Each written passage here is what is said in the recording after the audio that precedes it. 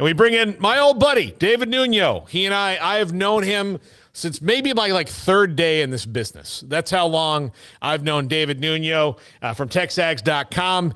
David, thanks so much for hopping on. This is such an interesting, there's a lot of factors at play in this game here for A&M.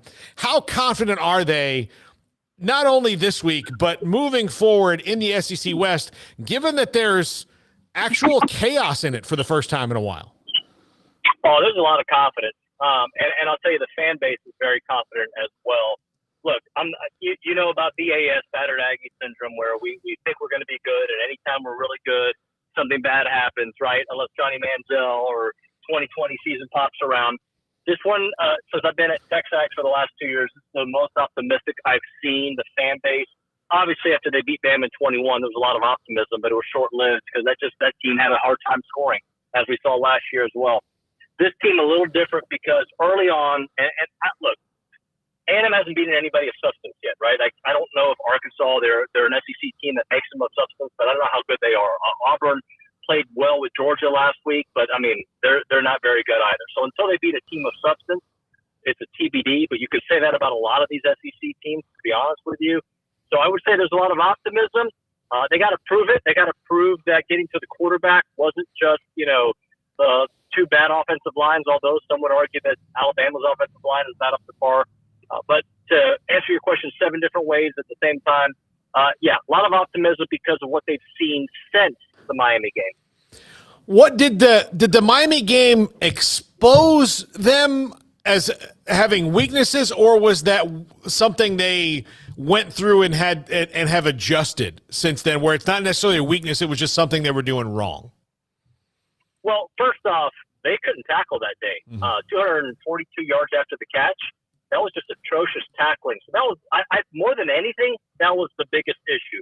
The other issue was DJ Durkin had to wake up and put some pressure on these opposing quarterbacks.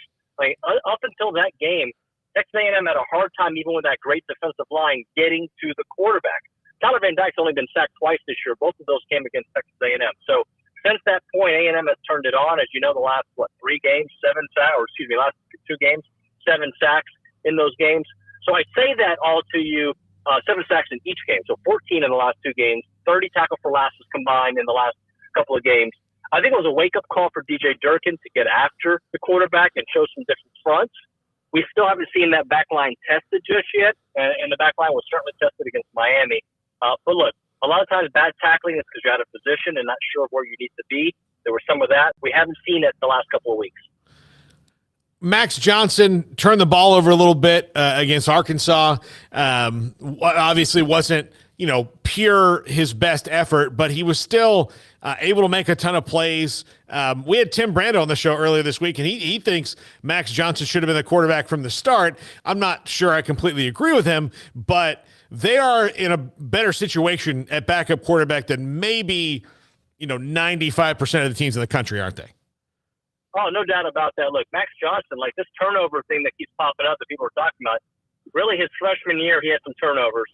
But last year he threw no interceptions in the couple of starts that he had for A&M.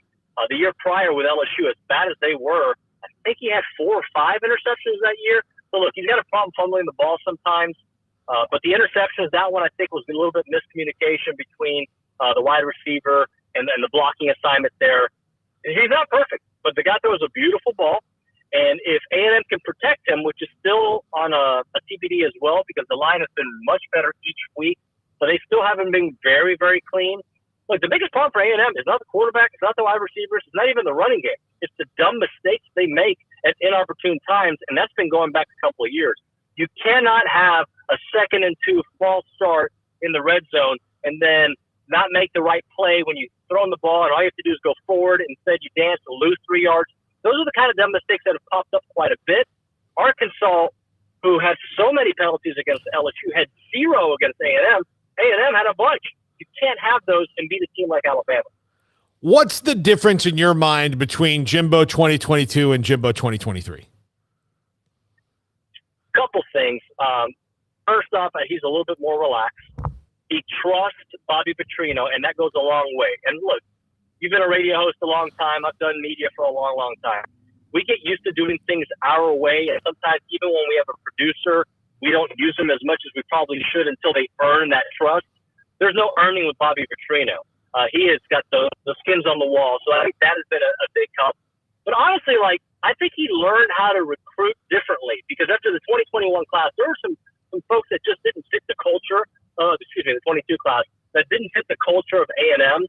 This last class has been phenomenal, even though the star rankings doesn't match up with 2022. You got guys that want to work hard, that want to be here at A&M, that understand that you may have to wait. In this new world of NIL, you got to be very careful the kind of guys you let into your locker room. And I think that was a little bit of last year. And I have learned, especially in the transfer era, where veterans matter more than youngsters on that particular season. You still build a team through the young players, but when you've got some men on the offensive and defensive line, especially in the trenches, that goes a long way. And they had a lot of young players on both of those sides. David, how critical a juncture is this for him in that we talked about it earlier? The SEC West is as open as it's been. This is what they hired him to do, was to go take this league. And not only that, look, I know that Georgia, like, we can talk about how scary Georgia is or isn't later on when we see maybe more when they stop playing as bored as they've been playing. But the SEC in general could be ripe for the picking if they play this right. For him and getting off of the hot seat, or at least with people complaining this particular season, to take advantage of it being wide open, how critical a juncture is it? Well, look, I mean, who isn't on the hot seat, right? Except a couple of handful guys, right? Like, you can only have so many bad years. Like, you can have one or two, and that's it. And they've had technically one terrible year and one year that you could maybe give a pass to because of the injury to Haynes King, which in retrospect didn't really fit what A&M was trying to do anyway. So, that was a bad year. 8-4. You don't pay Jimbo Fisher the money you do to go 8-4. You pay him to have your bad year be 9-3, right? And there hasn't been enough of that. But let's not forget, before the injury to Haynes King, this program was ascending, right? They were really ascending. Last year, there's no excuse for it. They were that bad. It was horrendous. I think he's got a little grace, depending on how this goes, right? You get blown out by Bama tomorrow, that opens up a whole different conversation. But I always penciled this team as a 9-3, 8-4 team because of the question marks I had and how much they had to grow. You're on your backup quarterback. And Brando can say what he wants. I love Max Johnson, but Connor Wigman's got more upside than most quarterbacks, young quarterbacks in college football, right? You mentioned the Quinn Ewers, the Connor Wigman. Like, there's a certain brand, Cole Kubelik, like there's There's a brand of quarterback that, there's a lot of upside. So you're on your backup quarterback. I don't even know if Evan Stewart's going to be good to go tomorrow. He's got a banged up ankle. I don't want to say those as excuses. What I'm saying is the totality of the season will tell me more than what tomorrow tells me. But what tomorrow can do is set this team up to be in pole position for the SEC West. If Bama wins, they're probably going to wrap it up because they already have most of their hard games out of the way. A&M will be out of the way. Ole Miss will be out of the way. They'll still have LSU, but they get LSU at home. For A&M, this is just a big test, like a test that the last 2 years where I think you've had an inferior team to Alabama, you've gone down to the last play and you split those. If you win tomorrow, that means you've alternated victories against LSU and Alabama in 4 straight years in each year. So that would be a huge win for Jimbo Fisher, putting them on path at least to be in pole position for the West, something we haven't been able to say in mid-October at all since Jimbo's been here. With Texas being who they are this year and being very, very, very good, and perhaps CFP caliber when it's all said and done, how much buzz is there about them coming in the league being so good? Like I know that a couple years ago when it was announced they were coming back, obviously there were not a lot of people that were happy about that in College Station, but it was also thought, well, they haven't been good in so long, so who cares? But now they are good. What's been the shift in opinion in College Station on that? Texas is good, so don't take this as a slight to them. They are really good, and they are on path to play in the CFP, right? Like that's no doubt. But I'm sorry, the 2 ranked teams in the Big 12, look, I don't know how good Arkansas really is, and I know the Big 12 and the ACC had their way with the SEC in these non-conference games. But here's the difference. Every week in the SEC is a grind. Auburn, who is terrible, went wire to wire with Georgia. Maybe Georgia's not the Georgia we're used to, but it's such a different grind. So look, they better jump on it this year, and it looks like that they might, right? Because next year they may still be that team, and they may be on the right path because they got all the resources and the talent in the world. But there's something different about scheming every single week in the SEC. Mississippi State last year could have won the Big 12, in my opinion, right? There are a lot of teams. South Carolina could have given some teams some of the money in the Big 12. It's a different kind of grind in the SEC. No disrespect, because I love what Baylor can do, and I've been there with you, Paul, when they've been good.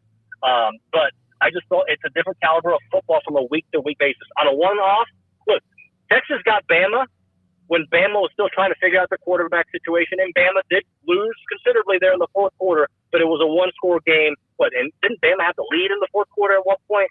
So, look, it's just a week-to-week thing in the SEC. Get past this year, and you will be on the right path. But, again, it's just a different animal, I think, week-to-week in the SEC. How much do you think, though, that the transfer portal has taken a chunk out of the Georgias and Alabamas where they can't just, roll out 5-star, oh, this guy tore his ACL. Well, we get 2 5-stars behind him. It doesn't matter. Oh, yeah, it's absolutely playing a role. I think that's why you're seeing some of these issues. By the way, we're talking about Bama struggling this year, right? They might loss. be a 3-loss team. Yeah, with one loss, they might be a 3-loss team. They may go to 11-1, right? Mm-hmm. I feel like everybody's down. Like everybody in college football. It's not like the Bama that had 7 first-round picks a few years back, right? It just feels different all around. And yes, those with the most talent typically find a way to succeed. But college football is very open. At this point, before the season started, I thought Michigan was going to win it all. I still feel really good about that. But look, whoever wins tomorrow will be doing Texas and OU. They're going to have a real good path to get there. What's going to happen in the Pac-12 with Oregon, USC? Like, there's going to be some teams out there with a real path. And in a one-off, who knows what can happen? We saw what TCU was able to do to get to the championship game. I don't think Georgia's the same Georgia team, but they got time. They got time to figure it out. Nuno, thank you so much, buddy. Always great to talk to you. Love talking to you, brother. Thanks for having me on. All right. David Nuno, TexAgs.com.